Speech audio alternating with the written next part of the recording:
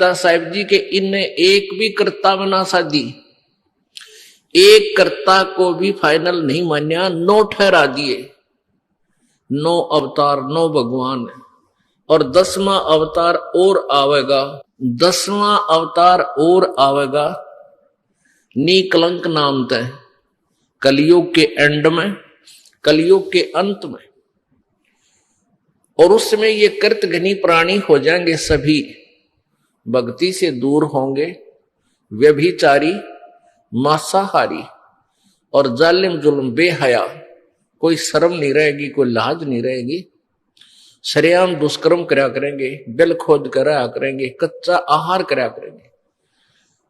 End of the कलयुग में जमीन उपजाऊ नहीं रहेगी, 4.5 फुट तक जमीन का उपजाऊ अंश खत्म हो जाएगा, यानी 3 हाथ, लगभग 4.5 फुट तक उपजाऊ अंश जमीन का समाप्त हो जाएगा। कोई भी फलदार वृक्ष नहीं उगेंगे, ना कोई फसल होया करेगी, और वर्षा नहीं होया करेगी। प्रदूषण इतना हो जाएगा कि वर्षा ऐसे होगी जैसे ओस गिरा करे, और सभी प्राणी कच्चा ही गोश्त मांस खाया करेंगे। उसमें लास्ट ऑफ द कलयुग, एंड ऑफ द कलयुग में, कलयुग के अंत में 20 वर्ष की आयु मनुष्य की रह जाएगी, मानव की। और उसमें से 5 खंड बताए हैं सूक्ष्म वेद में, यानी 15 वर्ष की आयु में जन्म भी हो लेगा, जवान भी हो लेगा, और गर्भारी भी हो लेगा, और मृत्यु को भी प्राप्त हो लेगा। 5 वर्ष की लड़की को संतान होनी प्रारंभ हो जाया करेगी, और सभी प्राणी बहुत ठगने से हो जाएंगे, 1.5-2 फुट के आसपास इनका कद रह जाओ। उस समय ये कृतघ्नी प्राणी इतने हो जाएंगे, बहुत घने। उस समय कुछ एक पुण्यात्मा रहेंगी जो तब भी भगवान से डरने वाली होंगी। वो होंगे ऐसे ही, मांसाहारी भी होंगे, लेकिन जगह भगवान की अवश्य होगी। वो कौन होंगे? जो अब इस कलयुग में, अब ये भगवान का मार्ग हजारों वर्षों तक चलेगा। जो पुण्यात्मा इस मार्ग पर लगेंगी, भक्ति करेंगी और आजीवन मर्यादा में रहे, वो तो सतलोक चले जाएंगे। और जो जिनके पैर फिसल गए, नहीं पार हो पाए, वो फिर ऐसे इस कलयुग में मनुष्य के जन्म प्राप्त करते रहेंगे। इतने दयालु हैं ये परमात्मा। लेकिन मनुष्य जीवन में कौन सा ये प्राणी सुखी होगा? तो उस समय क्या होगा कि निकलंक नाम का एक अवतार आवेगा। वो कौन होगा? राजा हरिश्चंद्र की आत्मा होगी। राजा हरिश्चंद्र जी जो सतयुग में एक महान आत्मा सुप्रसिद्ध हुए, ऐसे दानवीर थे, ऐसे धर्मात्मा थे, ऐसे सत्यवादी थे कि उन्होंने अपने वचन के ऊपर राज त्याग दिया था।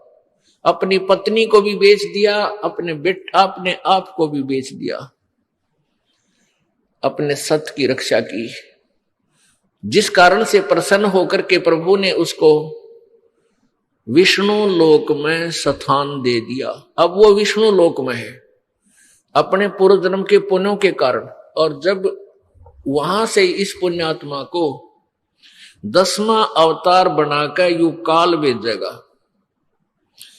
ये गीता जी में कहता है कि मैं अपने अंश अवतार रचता हूं और फिर उनमें प्रवेश करके सारा काम करता हूं।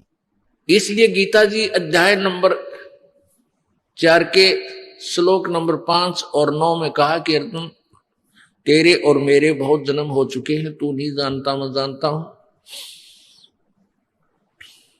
फिर कहता है 9वें श्लोक में कि मेरे जन्म और कर्म अलौकिक हैं। अब कर्म कैसे अलौकिक हैं? श्री कृष्ण में प्रवेश करके महाभारत करवा दी, युद्ध करवाया। ओह, परशुराम का जन्म दिया, परशुराम में प्रवेश करके क्षत्रियों को मार डाला और पाप परशुराम का रख दिए सारे। ऐसे ही राजा हरिश्चंद्र जी को निकलंक नाम से संभल नगरी में विष्णुदत्त शर्मा के घर पे इसका जन्म होगा 10वें अवतार का। 10वां अवतार जो होगा संभल नगरी में, और विष्णुदत्त शर्मा नाम का एक ब्राह्मण होगा, उसके घर पे जन्म होगा।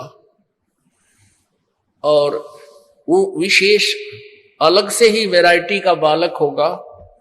उसका उन अन्य से तगड़ा शरीर होगा, क्योंकि वो स्पेशल भेज रखा होता है तो। और उसकी लंबी तलवार होगी। इन कृतघ्नी प्राणियों को ऐसे काटेगा नु जैसे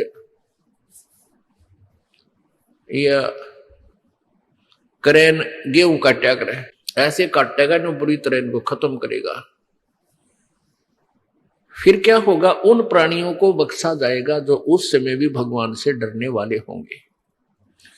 इतना प्रदूषण उस समय क्या होगा, फिर परमात्मा अपनी मेहर से, पुण्यात्मा, एक तो परमात्मा ने विधान बना के छोड़ दिया, तो विधान जो भगवान ने बनाया है उसके ऊपर ये साइंटिस्ट अपना अनुभव करके थोड़ी रिसर्च कर लेते हैं और फिर वो भगवान को रिजेक्ट करना प्रारंभ कर देते हैं। ये इनकी महाभूल है। अब पीछे कई वर्षों से रट्टा लगा रखा था कि प्रदूषण इतना बढ़ गया, ग्लेशियरिन खत्म होगी, बर्फ नहीं पड़ेगी। अरीब का इतनी बर्फ गिर दी बिना गिनती की।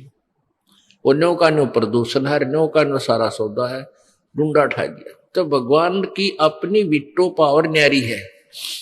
तो क्या होगा, कलयुग के एंड में इन सभी को नाश करेगा, ऐसी दुष्ट आत्माओं को काटा जाएगा, खत्म करेगा।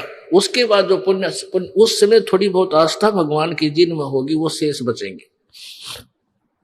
फिर बहुत जबरदस्त वर्षा होगी, और वो पहले वर्षा प्रारंभ होगी बहुत ज्यादा। वो व्यक्ति वहां से खिसक जाएंगे, मैदानी स्थान छोड़कर पहाड़ों पर चले जाएंगे। बहुत सैकड़ों फुट पानी पूरी पृथ्वी पर हो जाएगा। और फिर बहुत समय तक ये पानी धीरे धीरे ये जल सूखना शुरू होगा, और जो जमीन का अनउपजाऊ अंश था वो जल के कारण ऊपर आ जाएगा। और फिर धीरे धीरे वो सूखेगा, सारा पानी जल सूख के फिर उसमें जंगल हो जाएगा, पूरी पृथ्वी पर वन हो जाएगा, पेड़ पौधे बहुत ज्यादा उग जाएंगे। और फिर पर्यावरण का परिवर्तन फिर होगा। वन जो है ऑक्सीजन छोड़ते हैं पेड़, और कार्बन डाइऑक्साइड वायु से लेकर के पुनः पूरे वायुमंडल को शुद्ध कर देंगे। फिर उन शेष बचे हुए प्राणियों के घर पर जो बालक होंगे वो उल्टे होंगे। उल्टे कैसे, माता पिता तो 2.5 फुट के, और बेटा बेटी हो जाएंगे 4-4, 5-5 फुट के। फिर धीरे धीरे बढ़ना शुरू होगा।